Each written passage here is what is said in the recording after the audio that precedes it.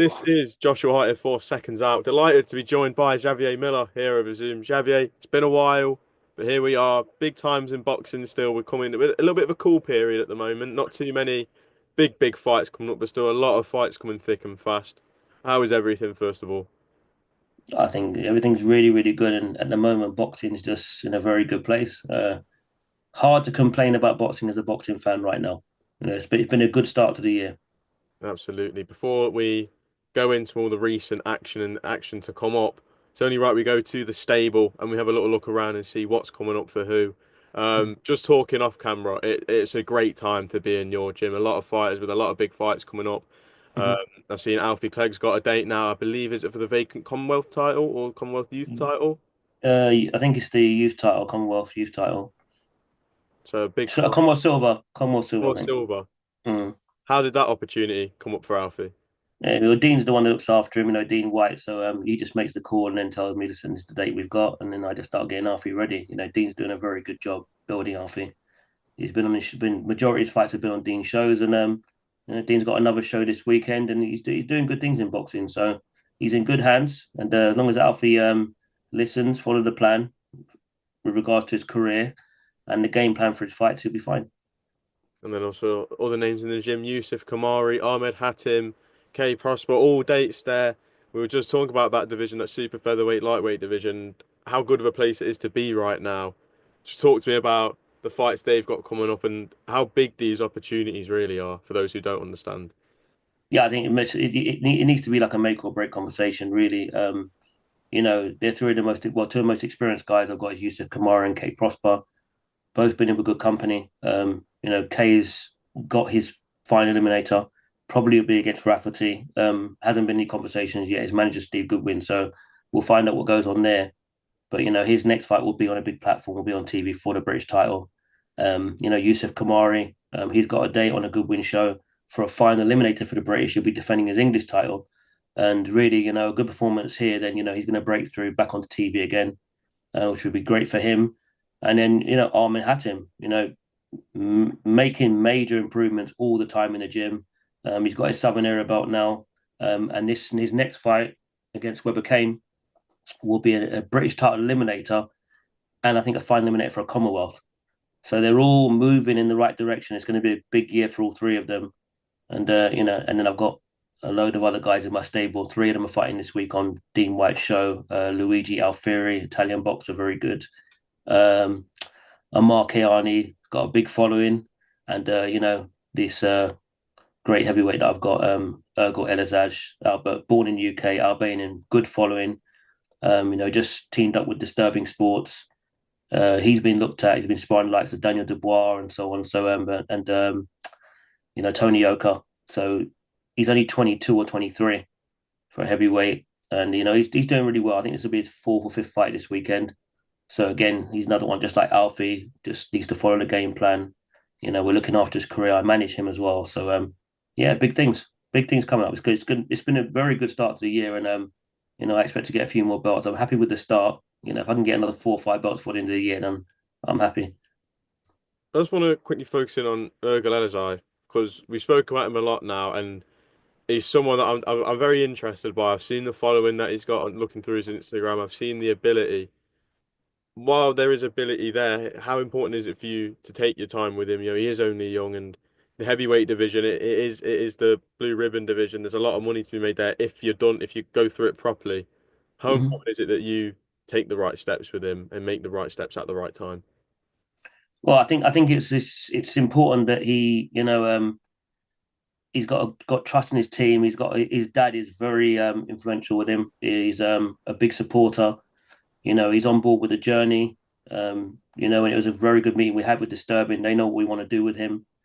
He has sparred good guys. He sparred at least 5 or 6 good names already. I think the key for him is to travel.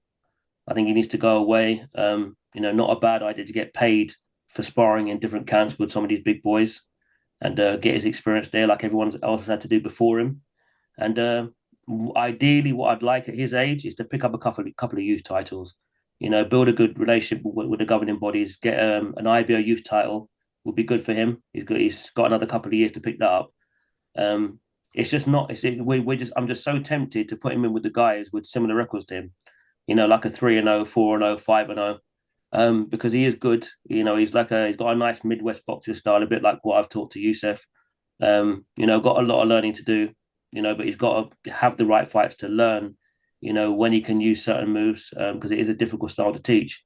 And at heavyweight, you know, it takes one shot, so you've got to be even more switched on, and more tight with that kind of style. But he's very comfortable with it. So yeah, it's about him getting experience. He's still very green, and just taking my time. You know, he's like I said, he's one of the guys I manage. So you know, I will be picking and choosing when we do press the trigger. And you know, with that at that age, no one can rush me with him. I can take my time with him. So hopefully, you know, one of these promoters will see that we're trying to build somebody. You know, it's not really happening that much anymore. It needs to go, but we need to go back to that. And if you can get a chance to do it on a big platform, then you know, then your following grows even more.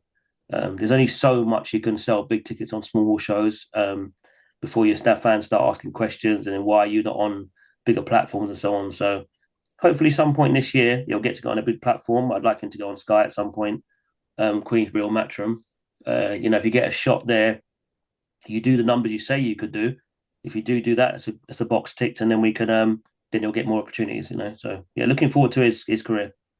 Well, we look forward to seeing how the rest of the year unfolds with the same. I'm sure we'll catch up with a few of them very soon. I just want to pick your brain now on some of the actions that we've seen recently.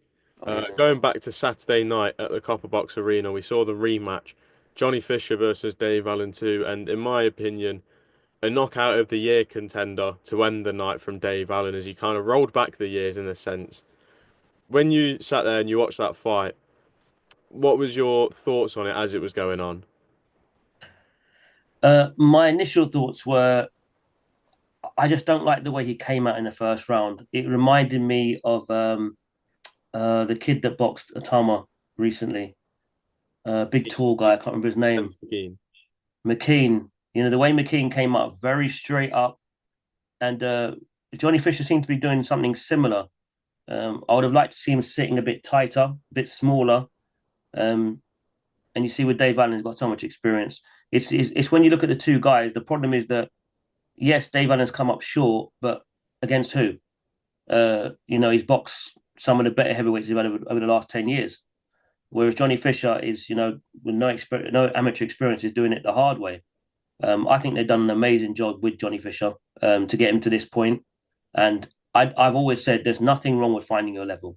Nothing wrong with it. If this is his level right now, maybe it's just not his time. He needs more experience. So drop down. You know, you want a Southern area. You know, I think targeting an English title would be a good idea. Even doing a final eliminator for a title, another 10 rounder, even more experience, maybe even a couple of fights like that. Then fight for an English title, and then slowly start moving your way up. You know, you've got Jamie TKV and David Adelaide in front of you at the moment, and maybe those are the guys you should be looking at moving forward. For Alan, yeah, you know, for where he's been, I don't think he's got much time to waste. So he's probably going to want to. His dream is probably the same as Kate Prosper, to fight for a British title. You know, probably find a way to do that. Maybe fight the winner of those two, TKV and Adelaide, and see where he goes from there. But you know, he's technically very good, isn't he, Dave Allen? I mean, in terms of sitting in the pocket, it looks like he's getting hit really clean all the time, but a lot of times he's riding shots really well, and his countering off of it is really good. So, you know, seasoned pro. He's going to give everyone a hard night's work as long as he's in the right space. And we spoke earlier before we started this call about Jamie.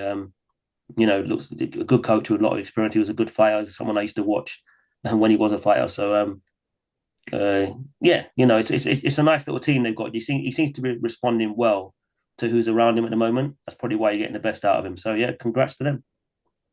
Just on Johnny Fisher, where do you think it went wrong for him on Saturday night? Like I said, it was that first round. When I see someone coming out like that, um, it's either like maybe a lack of confidence, or maybe trying new things.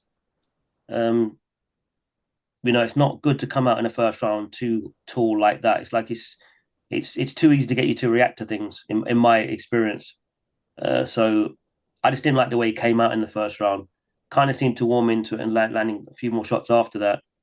But it's like he was getting too much. It was a little bit too easy to maneuver him where Allen wanted to maneuver him. And then when he got there, you know, Dave Allen's got better, shorter, cleaner punches, obviously due to the lack of experience from Johnny Fisher.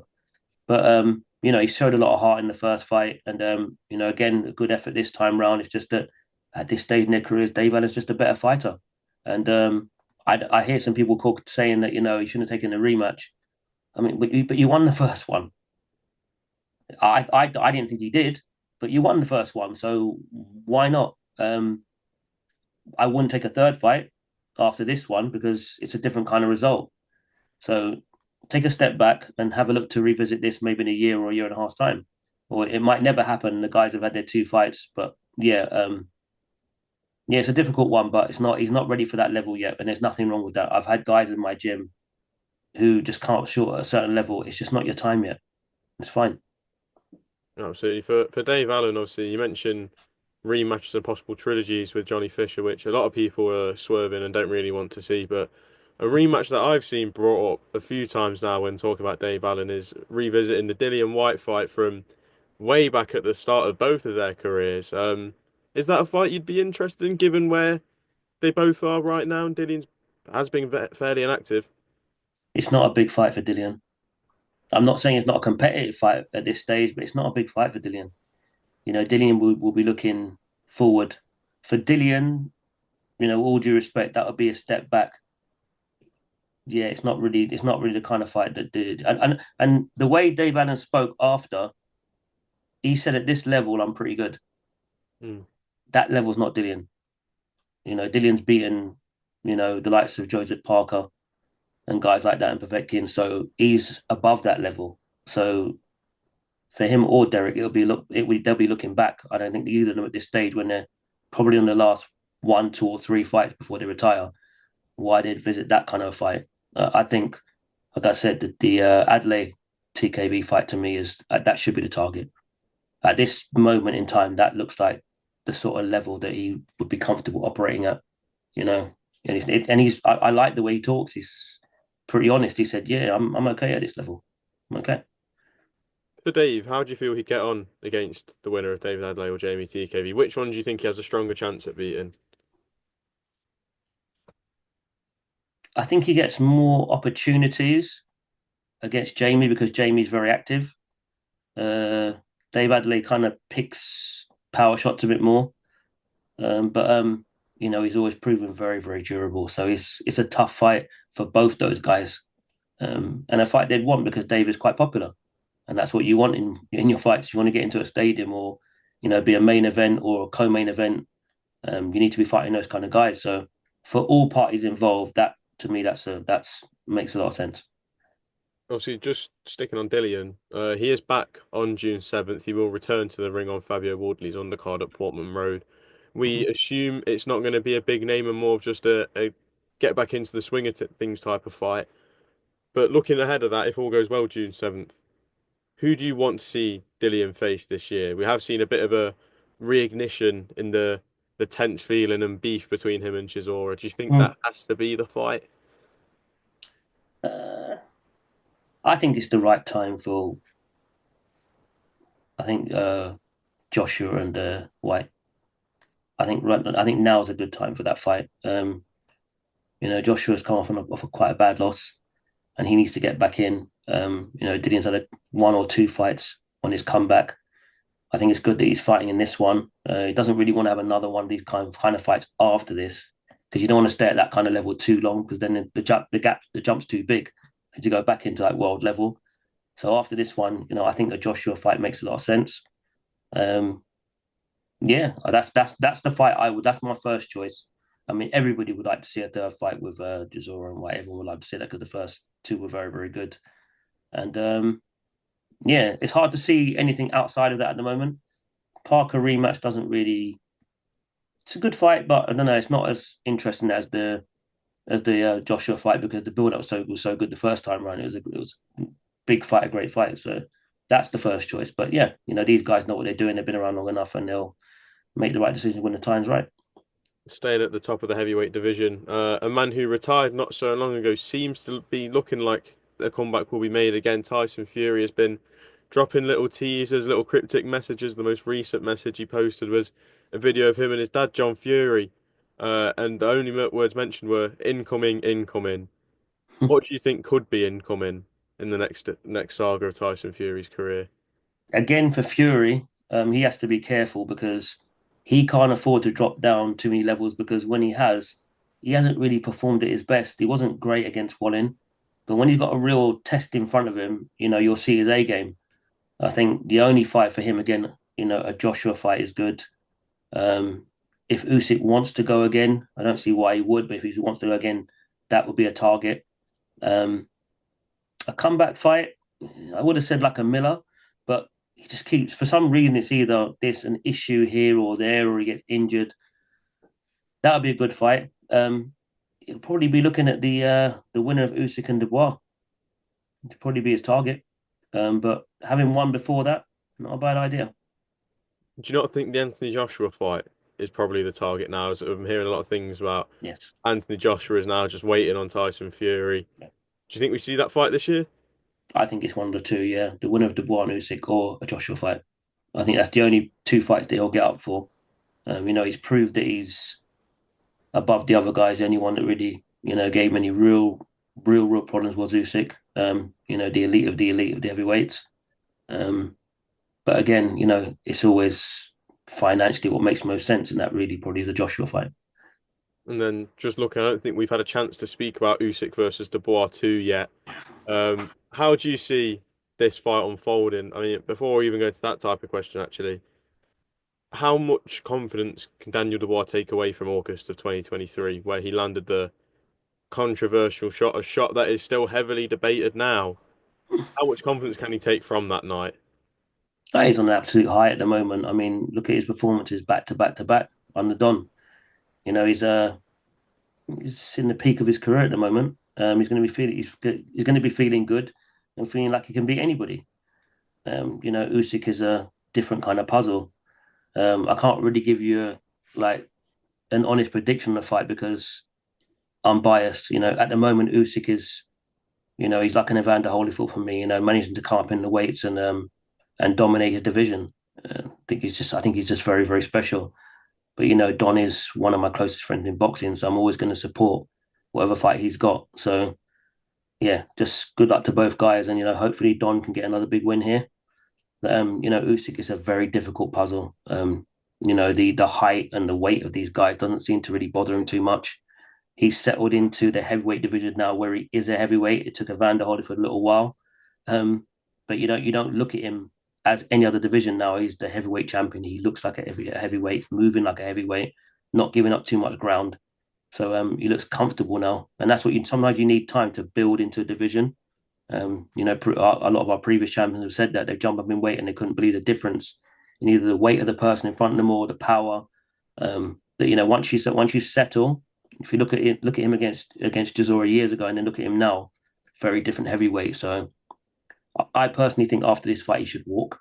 I think he's had an amazing career. I think the difference between him and Holyfield is that I think he'll walk away at the right time. Holyfield went on too long. After he beat Tyson second time, should have called it a day. He had done everything he needed to do. He had Bow on his record, draw with Lennox, and he had a very, very good CV. And then just hang around too long, and have to get in with the likes of like Chris Bird and so on. If you hang around too long, you have to end up fighting these guys. So I would like to see him walk after this fight. But yeah, I'm looking forward to the fight, but I can't really give a prediction because it wouldn't be fair. I'm biased. That's more than fair, Shav. I'm going to leave it there. Thank you very much for your time. It's good to catch up, and I'm sure we'll catch up again 100%. very soon. Cheers. No doubt. Take care, Josh. See you soon.